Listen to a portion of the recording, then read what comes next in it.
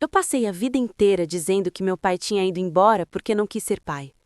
Repeti isso tantas vezes que virou verdade dentro de mim. Mas hoje, com 72 anos nas costas, eu sei que algumas certezas são só silêncio mal explicado. Oi, chega mais perto. Eu não conto isso com raiva, conto com cuidado. Eu tinha 8 anos na última vez que vi meu pai. Lembro da camisa dele, azul clara, já meio desbotada no colarinho. Lembro do jeito que ele segurava a xícara de café com 2 dedos apenas, como se tivesse medo de quebrar alguma coisa. Lembro da minha mãe na pia, lavando louça com força demais, como se a água tivesse suja de algo que não saía. A casa era pequena, sala e cozinha quase no mesmo espaço, chão de cimento batido, janela de madeira que emperrava quando chovia. Mas era nossa, e até aquele dia eu não achava que faltava nada. Eles discutiam baixo, sempre baixo. Era pior assim, porque quando o adulto grita, a criança entende que é briga, mas quando falam baixo, parece que estão conspirando contra você. Naquela tarde, eu estava sentada no chão com minhas bonecas feitas de pano. Escutava só pedaços. Isso não é justo. Você prometeu. Eu não tenho escolha.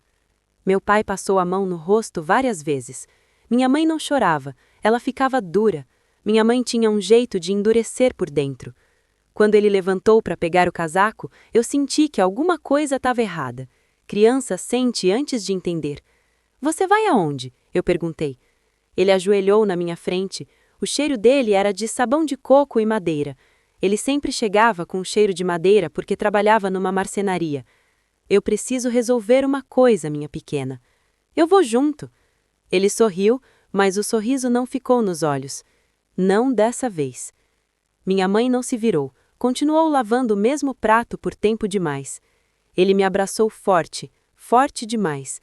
Eu achei estranho. Ele nunca foi de abraço demorado. Quando soltou, pegou a mala pequena que já estava perto da porta. Eu não tinha visto ele arrumar aquela mala. A porta fechou sem bater. Eu esperei ele voltar para o jantar. Depois para o dia seguinte. Depois para o domingo. Ele não voltou. Minha mãe dizia apenas, seu pai fez a escolha dele. E era isso. Não tinha explicação, não tinha história, não tinha despedida oficial, só a ausência. E a ausência, minha filha, ela ocupa mais espaço que qualquer pessoa. Os meses foram passando e a versão se firmou. Ele tinha outra mulher, ele não queria responsabilidade. Ele era fraco. Minha mãe dizia isso com uma calma quase fria. Nunca chorava na minha frente. Eu comecei a sentir vergonha dele. Na escola, quando pediam para desenhar a família, eu fazia só eu e minha mãe. Se alguém perguntava do meu pai, eu respondia rápido. Ele foi embora. E aprendi a falar isso sem emoção. Minha mãe começou a trabalhar dobrado. Costurava para fora, lavava roupa de vizinha. Eu ajudava como podia. Cresci rápido. Não porque quis, mas porque era necessário. Às vezes, à noite, eu escutava minha mãe andando pela casa depois que achava que eu estava dormindo. Ela parava na frente da porta, ficava alguns segundos ali, parada, como se estivesse escutando algo do lado de fora. Mas nunca falava sobre ele. E eu também parei de perguntar. Porque criança aprende cedo que tem assunto que dói nos adultos, e a gente faz de tudo para não ser a causa da dor. Anos depois, quando eu já era moça, tentei perguntar uma última vez. Mãe, por que ele foi embora mesmo? Ela parou de costurar, não me olhou. Porque ele quis. Foi a resposta final. Eu me casei, tive filhos, trabalhei, enterrei minha mãe aos 68 anos dela. Enterrei sem nunca ter ouvido uma explicação que fizesse sentido. Eu achei que tinha aceitado, mas não tinha. Porque alguns silêncios continuam respirando dentro da gente. E foi só depois da morte dela, quando precisei esvaziar a casa antiga, que eu percebi que aquela história talvez não fosse a que eu repeti a vida inteira. Mas isso eu só entendi quando encontrei algo que não devia estar ali. E foi ali que tudo começou a mudar. Depois que minha mãe morreu, a casa ficou grande demais. Não era uma casa grande, nunca foi, mas quando uma pessoa vai embora para sempre, o espaço que ela ocupava vira eco. Eu andava pelos cômodos e parecia que o chão tinha ficado oco. Eu demorei quase 2 meses para ter coragem de mexer nas coisas dela. Primeiro organizei as roupas, depois as panelas, Depois as linhas e retalhos de costura que ela guardava em caixas de sapato. Cada objeto tinha uma memória pequena, dessas que não fazem barulho, mas que pesam. O guarda-roupa ficava no quarto dela. Madeira escura, pesado, antigo, o mesmo desde que eu me entendia por gente.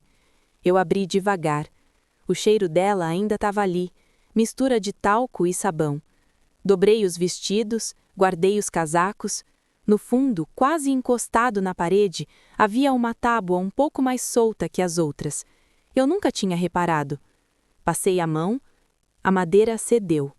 Atrás, um espaço estreito, improvisado, e dentro dele um envelope grande, amarelado pelo tempo, amarrado com um barbante já ressecado. Meu coração começou a bater diferente. Não foi medo, foi reconhecimento, como se alguma coisa dissesse: é isso. Sentei na cama dela antes de abrir. Minhas mãos tremiam como se eu fosse menina outra vez. Dentro do envelope havia cartas, muitas, todas com a mesma caligrafia. A letra era firme, inclinada para a direita. Eu reconheci antes mesmo de admitir. Era do meu pai. A primeira carta estava datada de 3 meses depois da noite em que ele foi embora. Minha pequena, escrevo porque não sei quando vou poder voltar. Espero que sua mãe esteja deixando você ler. Eu não fui embora porque quis. Eu precisei sair para que vocês ficassem. Eu parei de respirar. Continuei lendo. Ele falava de dívida, falava de ameaça, falava de um homem que tinha emprestado dinheiro quando a marcenaria quase faliu. Falava de assinatura forçada, falava de ameaça de cobrar na família. Se eu ficar, eles vêm atrás de vocês. Se eu sair, talvez esqueçam. Ele dizia que estava tentando arrumar trabalho em outra cidade, juntar dinheiro, limpar o nome. Dizia que mandaria buscar a gente assim que fosse seguro. Eu virei a carta procurando alguma explicação lógica, alguma prova de mentira, mas não havia exagero naquelas palavras, havia desespero. Peguei a segunda carta. Peço que explique à nossa filha que eu não a abandonei. A terceira. Por favor, responda. Preciso saber se vocês estão bem. A quarta. Voltei à cidade escondido, vi luz na janela, não tive coragem de bater. Eu comecei a chorar ali mesmo, sentada na cama da minha mãe, com aquelas cartas espalhadas no colo como pedaços de uma vida que eu não conheci.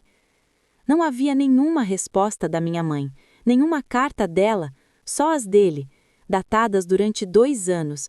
Depois, silêncio.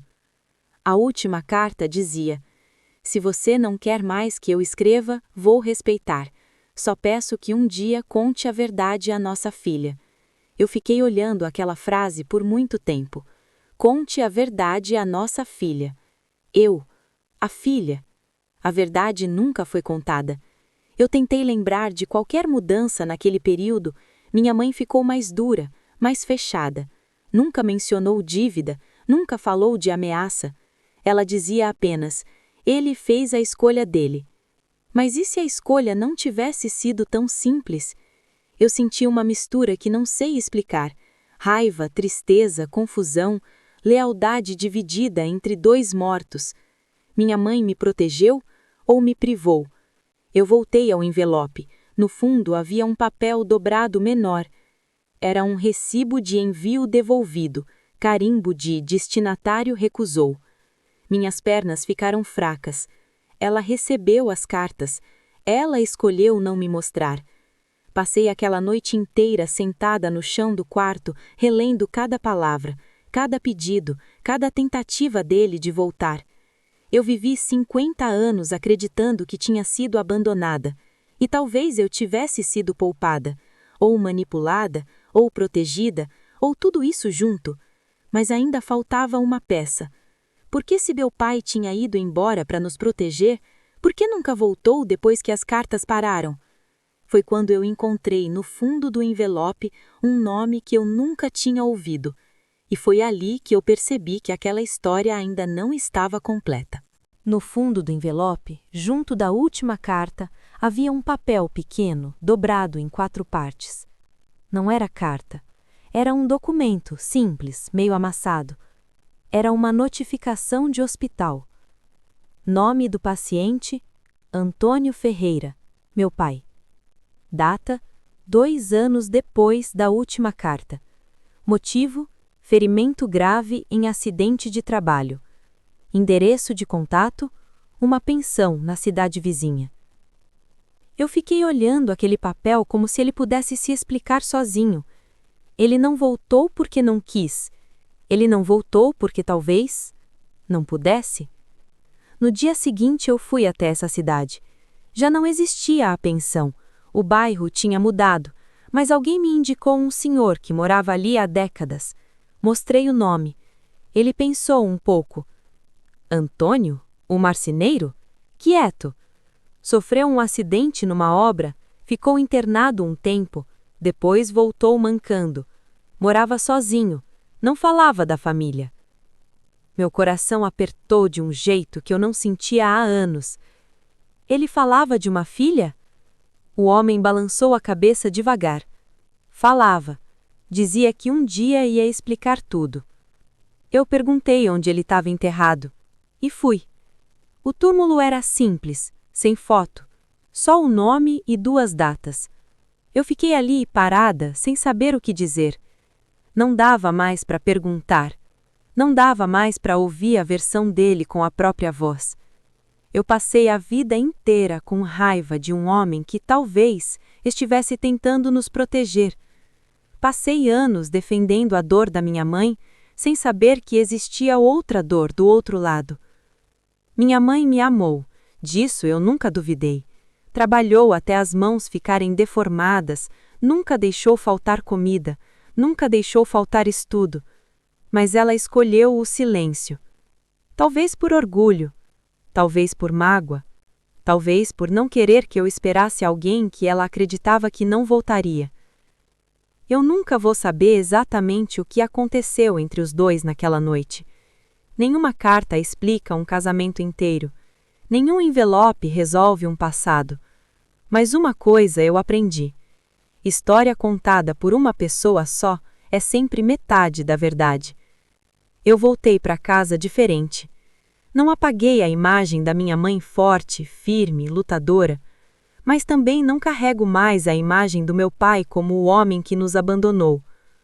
Hoje, quando meus netos me perguntam sobre ele, eu não digo mais, ele foi embora. Eu digo, ele precisou sair, e talvez não tenha conseguido voltar. A diferença é pequena nas palavras, mas enorme no coração. Eu guardei as cartas, não escondidas, não mais atrás de madeira solta. Elas ficam numa gaveta que eu abro às vezes não para sofrer, mas para lembrar que a verdade, mesmo tardia, alivia. Porque viver acreditando numa mentira dói, mas descobrir que a vida era mais complexa do que a gente pensava também amadurece. E foi só aos 72 anos que eu finalmente entendi. Eu nunca fui abandonada, eu fui protegida, do jeito errado.